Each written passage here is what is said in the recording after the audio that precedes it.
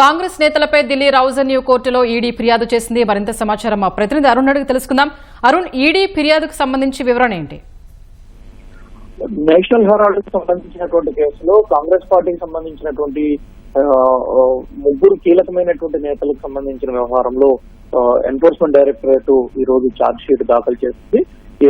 Delhi rows avenue కోర్టులో గతంలో చేసినటువంటి ఫిర్యాదు, రౌస్ అవెన్యూ కోర్టు లో విచారణ, తదనంతర పరిణామాలు, దాంతో పాటుగా రాహుల్ గాంధీ, సోనియా గాంధీలకు సంబంధించినటువంటి వ్యవహారంలో ప్రధానంగా నేషనల్ హెరాల్డ్ కి సంబంధించినటువంటి అంశాల్లో విదేశీ నిధులు, విదేశీలకు సంబంధించినటువంటి ఫండ్స్ ద్వారా నేషనల్ హెరాల్డ్ ను పెంచి పోషించారు అని చెప్పి వచ్చినటువంటి ఫిర్యాదులు, బీజేపీ నేత సుబ్రహ్మణ్య స్వామి చేసినటువంటి ఫిర్యాదుల మేరకు ఈడీ అదేవిధంగా సిబిఐలు దర్యాప్తు ప్రారంభించాయి. అయితే సిబిఐ దర్యాప్తు మధ్యలోనే నిలిచిపోయినప్పటికీ ఈడీ దర్యాప్తు కొనసాగుతుంది. ఇటీవల నేషనల్ హెరాల్డ్ కి సంబంధించినటువంటి భవనాన్ని దాదాపు 660 కోట్ల రూపాయలు మనీ లాండరింగ్ వ్యవహారాలు చోటు చేసుకున్నాయని చెప్పి ఇప్పటికే ఆరోపించినటువంటి ఈడీ అందుకు అనుగుణంగా నేషనల్ హెరాల్డ్ కి సంబంధించినటువంటి స్థిరాస్తులను స్వాధీనం చేసుకునే ప్రక్రియను ప్రారంభించింది. 2 రోజుల క్రితం చేసినటువంటి ఈ ప్రక్రియకు అనుగుణంగానే నేషనల్ హెరాల్డ్ కార్యాలయానికి, ఆ కార్యాలయాన్ని నిర్వహిస్తున్న అందరికీ కూడా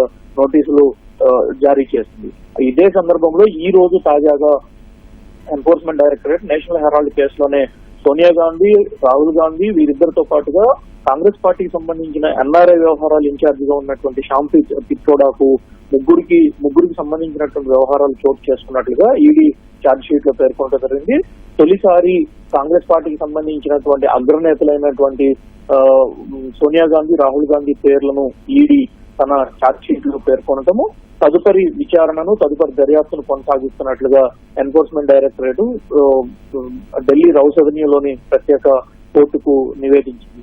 ఈ నెల 25వ తేదీన కోర్టు విచారణ జరపనున్నట్లుగా ఇప్పటివరకు ఉన్నటువంటి అధికారిక వర్గాల సమాచారం ప్రకారం తెలుస్తోంది. ఈ ఈడీ దాఖలు చేసినటువంటి ఛార్జ్ షీట్ తర్వాత తొలిసారి రౌస్ అవెన్యూ కోర్టులో విచారణ జరగబోతోంది. ఈ విచారణ అనంతరం తదుపరి దర్యాప్తుకు సంబంధించినటువంటి వివరాలన్నీ కూడా బయటికి రాబోతున్నాయి. ధన్యవాదాలు అరుణ్.